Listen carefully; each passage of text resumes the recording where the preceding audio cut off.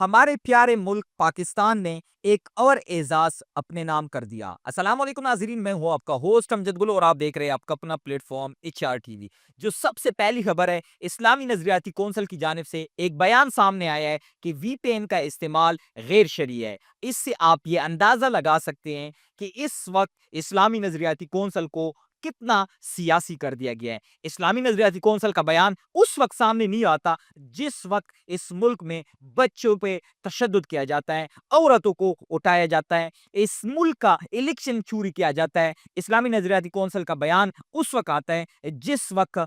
VPN اس نظام کے لیے، اس نظام میں بیٹیوں کی لاڑیوں کے لیے سوٹ نہیں کرتا۔ اس وجہ سے یہ فتویٰ دینا بنتا ہے کہ VPN کا استعمال اس وقت غیر شرعی ہے۔ اس کے ساتھ ساتھ عمران خان صاحب پہ مقدمات کی جو ایک درخواست عدالت میں گئی تھی، اس کی جو سرسری رپورٹ اس وقت عدالت میں جمع کی گئی ہے کہ صرف اور صرف عمران خان صاحب پہ اسلام آباد میں 62 مقدمات ہے۔ تو آپ لوگ خود یہ اندازہ لگا سکتے ہیں کہ ایک بندے کو توڑنے کے لیے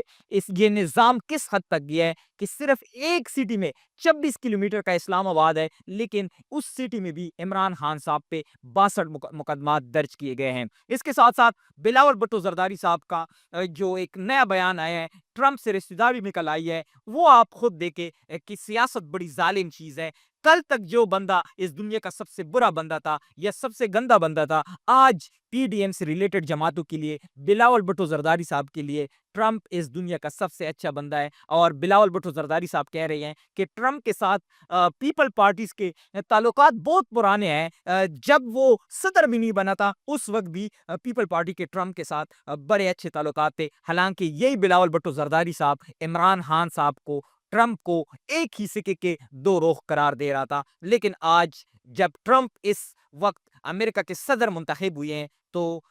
بلاول بھٹو زرداری صاحب نے اپنا جو ایک خیالات تھے یا اپنا جو ایک اس کے ذہن میں ٹرمپ سے ریلیٹڈ جو چیزیں تھی، آج وہ کتنی بدل گئی ہیں، آپ لوگ اس بیان سے خود اندازہ لگا سکتے ہیں۔ اس کے ساتھ ساتھ ہم دیکھ رہے تھے کہ عمران خان صاحب کی جو فائنل کال آئی تھی، اس کے بعد نظام میں بیٹھے ہوئے لوگوں کی پریس کانفرنسز دوبارہ سے شروع ہو گئے۔ جب آپ پریس کانفرنس اس ملک میں شروع ہو جائے تو آپ لوگ خود یہ سمجھ جائے کہ نظام کو اس اعلان سے کتنی تکلیف پہنچی ہوگی۔ اور جو سب سے بڑی خبر ہے، وہ اس وقت بشرا بی بی صاحبہ نے پہلی دفعہ جو پاکستان تحریک انصاف کے ٹکٹ ہولڈر ہیں ان سے خطاب کیا ہے اور ان کو ایک ٹاسک دیا ہے کہ عمران خان کی رہائی کے لیے، عمران خان صاحب جو اس وقت جیل میں بیٹھے ہوئے ہیں، اس کی رہائی کے لیے آپ لوگ نکلیں گے تو ہی عمران خان صاحب باہر نکلے گا۔ بشرا بی بی صاحبہ نے یہ بھی ساتھ بتایا ہے کہ میری مجبوری ہے جو میں آپ لوگوں سے بات کر رہی ہوں، ظاہر سی بات ہے عمران خان صاحب کی وائف ہے، سب سے نزدیکی رشتہ ہے، تو اس نے بڑی مجبوری میں یہ بیان دیا ہے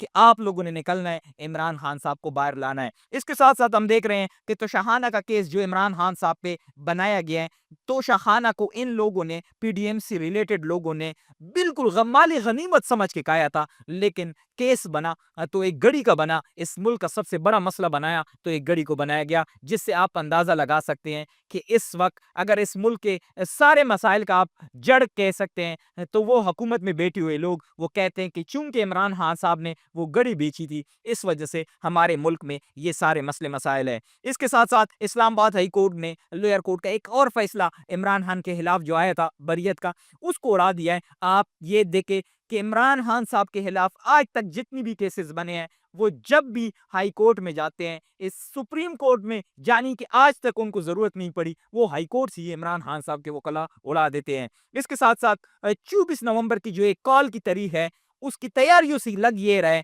کہ اس وقت عمران خان صاحب نے، پاکستان تحریک انصاف نے یہ فیصلہ کر لیا ہے کہ جب تک مطالبات پورے نہ ہو، جو ان کے 4 مطالبات اب تک سامنے آئے، تب تک اسلام آباد سے واپسی کی کوئی راہ نہیں ہوگی۔